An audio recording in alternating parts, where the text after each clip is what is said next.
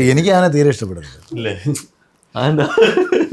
എനിക്ക് ഒന്നാമത് ഈ മറ്റുള്ളവരുടെ ആഹാരം ഇങ്ങനെ കട്ട് തിന്നുന്നവനെ എനിക്ക് തീരെ ഇഷ്ടമല്ല. നമ്മളുള്ളത് വേറൊരാൾക്ക് കൊടുക്കുകയാണ്. ഒരു ഞാനൊക്കെ കണ്ടന്റ് പോലെ നാർത്തിയാണ് ഇതൊക്കെ. അത് വേറൊരാളെ ശരിക്കും അതൊക്കെ ഭയങ്കര പോസിറ്റീവായിട്ടൊക്കെ പറഞ്ഞ കേട്ടപ്പോൾ തന്നെ എനിക്ക് അതായത് എൻ്റെ അതൊന്നുമല്ല. നമ്മൾ ആദ്യം അതിൻ്റെ സാഹചര്യം മനസ്സിലാക്കണം.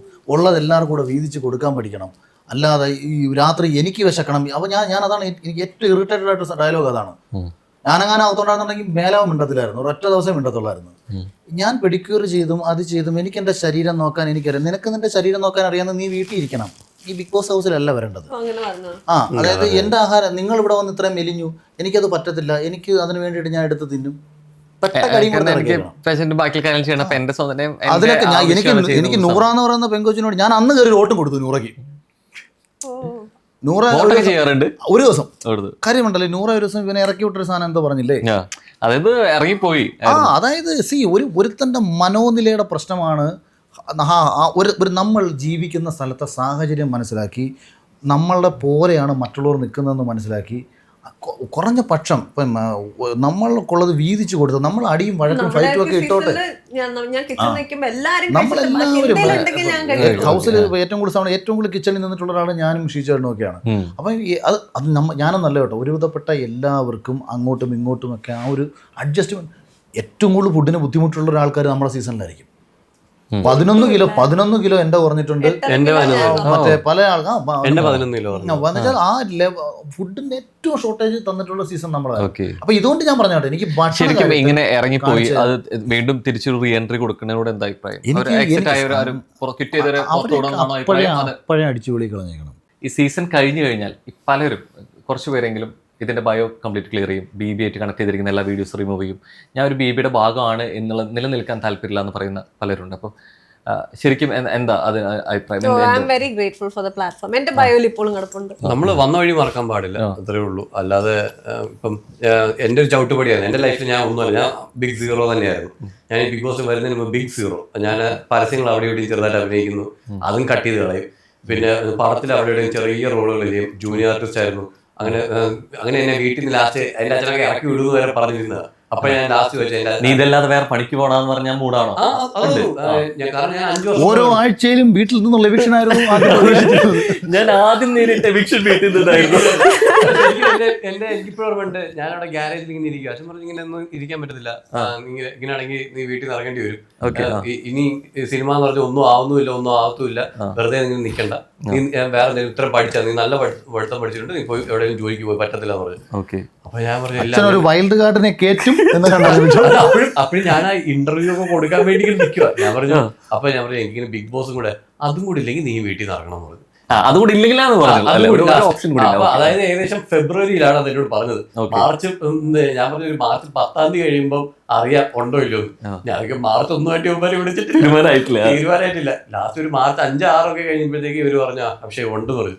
ഇല്ലേ ഉറപ്പായി ഞാൻ ഇപ്പൊ വീട് എവിടെയെങ്കിലും പോയി ജോലി ചെയ്യേണ്ടി വന്നില്ല. നമുക്ക് മുള്ളൻകൊല്ലിൽ മിസ്സായി, അർജുൻ ക്യാരക്ടർ മിസ്സായി അല്ലേ? ക്യാരക്ടറൊക്കെ പഠിച്ചു വെച്ചോ?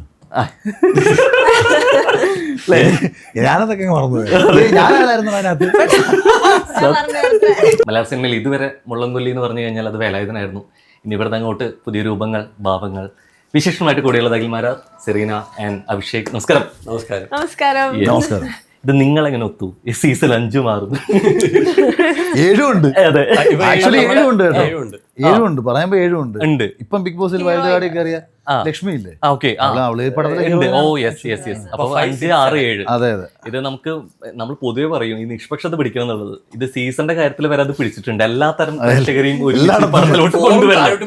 അതെ, 4-ൽ നിന്നൂടെ ഒരാളെ അടുത്ത പടം എടുക്കണം. 1 മുതൽ തന്നെ പിടിക്കാം. ഈ പൊതുവെ ആദ്യം തന്നെ ചോദിക്കാൻ തോന്നുന്നതാ, ഈ BBയിൽ വരുന്നതിന്റെ അതിന്റെ വലിയൊരു ഫെയിം, അതിന്റെ വലിയൊരു വേദിയും സാധ്യതകളെ കുറിച്ച് പറയുമ്പോഴും പൊതുവെ അതിൽ ഭൂരിഭാഗം പേരും ഈ സിനിമയെ സ്വപ്നം കൊണ്ട് സംസാരിക്കുന്നവരായിരിക്കും, അല്ലെങ്കിൽ അതിൻ്റെ ഒരു എയിം ഉണ്ടായിരിക്കും.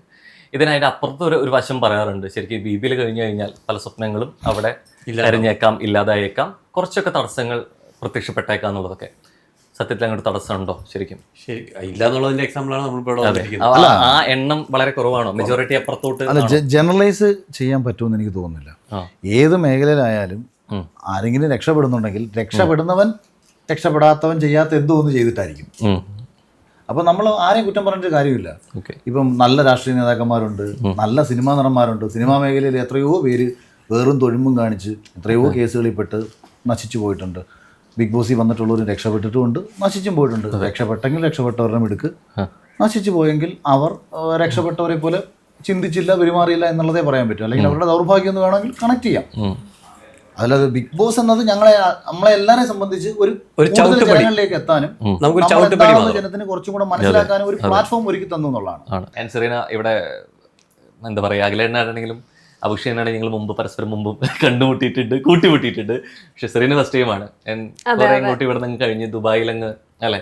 ഞാൻ actually born and raised in Dubai. അതുകൊണ്ട് ഇവിടെ പ്രോഗ്രാമിന് വന്നും പോയി നിൽക്കുന്നോണ്ടാണ് നമ്മൾ അധികം കണ്ടിട്ട്. അതെ കുറവായിരുന്നു. സോ ഹബീബി, വെൽക്കം ടു കൊച്ചി. എങ്ങനെ ഇവിടെ ഇനി ഇവിടെ നിന്ന് അങ്ങോട്ട് ചേക്കേറാൻ ഒരു തീരുമാനത്തിലെത്തിയോ? കാരണം സിനിമകളും കാര്യങ്ങളും, കാരണം ഒരു ബിഗ് ബോക്സിന്റെ ഭാഗമായിട്ട് വന്നു, അതും കേരളത്തിലല്ലായിരുന്നു. അത് കഴിഞ്ഞിട്ട് കുറച്ച് ഇവിടെ കാണുന്ന ഡിജിറ്റൽ പ്ലാറ്റ്ഫോമിലാണ് പൊതുവെ.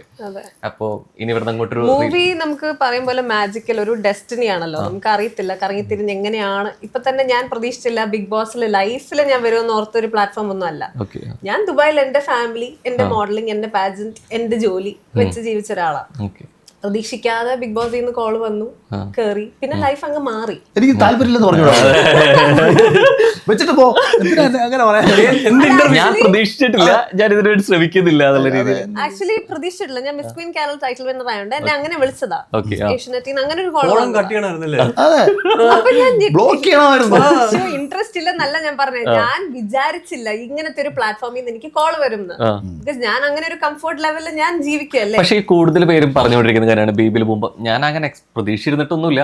എനിക്ക് വലിയ താല്പര്യം. പിന്നെ വിളിച്ചപ്പോ അങ്ങനെ പോയി. ശരിക്കും ഞാൻ പ്രതീക്ഷിച്ചിരുന്നു, വിളിച്ചിട്ട് അല്ലെങ്കിൽ ഞാൻ കാത്തിരുന്നു എന്ന് പറയുന്നതിൽ എന്തെങ്കിലും ഒരു കുഴപ്പമില്ല. പലരും സംസാരിക്കുന്നതിൽ അല്ലല്ല, ഞാൻ ഈ പലരും ഒരുപാട് പേര് ഇരുന്നിട്ട് ഇങ്ങനെ പറയുന്നത് ഞാൻ കേട്ടിട്ടുണ്ട്.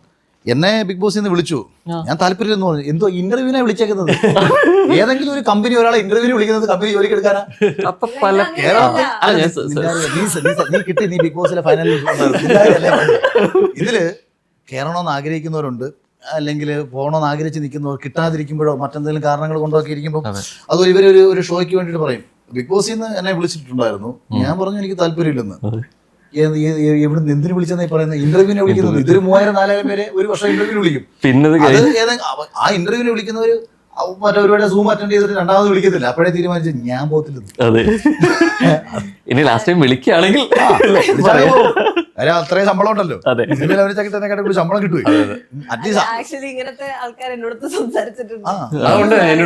ഇല്ല എല്ലാ സീസണിലും നമുക്ക് പറയുന്നൊരു എനിക്ക് താല്പര്യമില്ലെന്ന് ഞാൻ പോയില്ല.